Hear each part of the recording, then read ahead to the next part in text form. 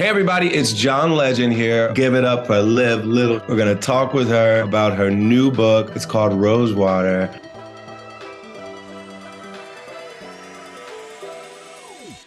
Welcome, Liv. How are you? I'm good. I'm excited. I'm thrilled to be published by you and your incredible team, and excited that today is the day that this book and these characters that have lived in my head for so long get to make their way out into the world. We want to elevate underrepresented voices. I feel like Rosewater is just a perfect book for us to launch with. It's about love. It's about friendship, the complexities when, you might be falling for a friend. I really wanted to shine a light on the fact that the ways that we've been shown love or not shown love really then impact our ability to show up to be loved. Being in a relationship with another woman and that being like holding up a mirror to like the best parts, but also the worst parts of yourself, and really having to like confront a lot. It was important to kind of examine those kind of themes. It's been so amazing so far to have like some early feedback and hear which characters people love and who they connect with.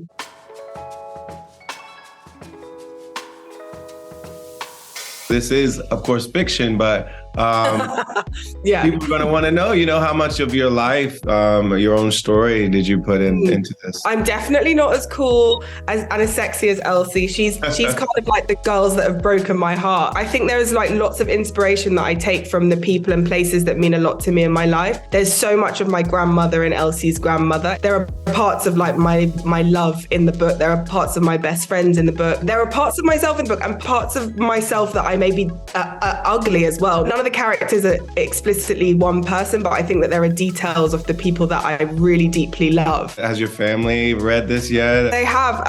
So my partner is rating the audiobook because it's dedicated to her as well. And yeah, my little sister was the first person I gave it to. I trust her taste more than anyone. And I have my nan like go over the dialect with me as well, which was a really like lovely thing to do with her. So yeah, they're definitely a part of it, and my friends have been a part of it as well.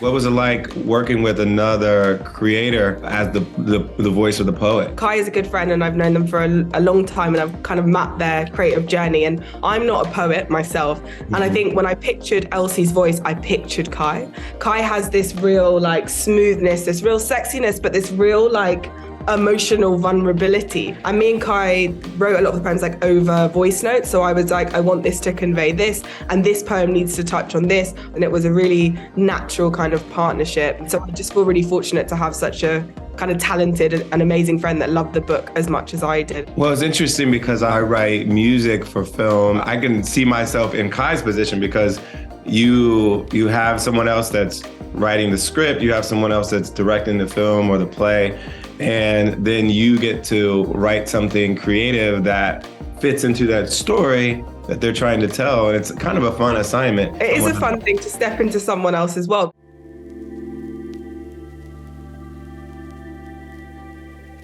I think it's important that you explored how much your parents and your grandparents affects the way you interact with your peers. The thing that I think is so important is like seeing your parents as human beings, and they're flawed, and it's fine. I think it was also about that because there's a moment where Maggie and Elsie are talking, and Maggie is kind of just saying, yeah, they do fuck us up, our parents, but also like what led to your mum showing up to love you in the way that she did. So I wanted to kind of also touch on a little bit of that with Elsie's mum and like humanize her, And of course you touch on what it means to be a queer woman in that kind of family. It's something that's not really spoken about with Elsie and her family, but like the beautiful thing is that when it is, she does have a moment where she's able to speak about it with her grandma, and it's not this big reveal moment where it's like, you're not my and this is actually her grandma's like, and I too am queer, but we didn't put labels on it in the way that you guys do, or we weren't worried about it in the way that you guys were. We did things in a different way.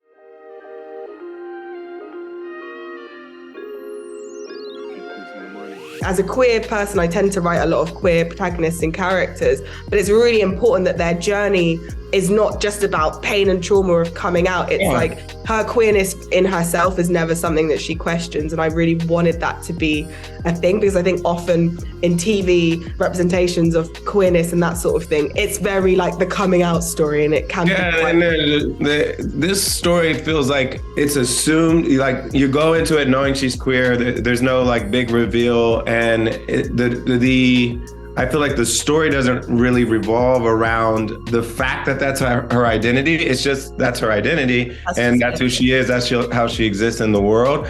And then it's really more about how hard it is to be in love, how hard it is to show up for your friends, how hard it is to transition from being a close friend with somebody to being a lover with somebody.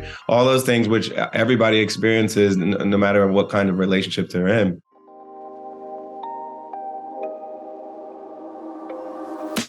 One of the things I noticed just from relating to it was it's a story about a starving artist as well. And so much of my empathy for Elsie was thinking about what it was like to try to get discovered as a musician and struggle to pay the bills while you're waiting for that big break. The start in life that she's had has been really tough and really complicated, and she's always had to be self-sufficient. And there are some people in the arts who have people that they can lean on and support, and the ability to work for free and all of this stuff. And she has to literally think about how she's going to pay her bills. Being able to intern for free is a privilege, and I don't even like that system because it advantages people that can afford to work for free, and it's just perpetuating the privilege that they already have. What would her life be like if she didn't have to think about all of those things, right? If she could just create and it was like the freedom and the space. But then equally, it's like that struggle is part of what fuels the art. I remember the feeling.